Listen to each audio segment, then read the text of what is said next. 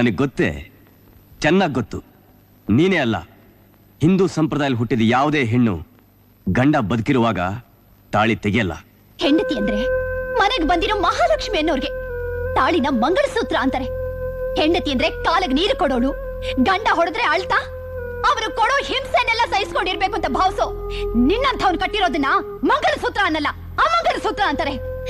ಈ ಜನಗಳಿಗೋಸ್ಕರ, ಈ ಸಮಾಜಕ್ಕೋಸ್ಕರ ಈ ಅಮಂಗಳಸೂತ್ರನ ಕಟ್ಕೊಂಡು ನಾನು ಬಾಳಲ್ಲ.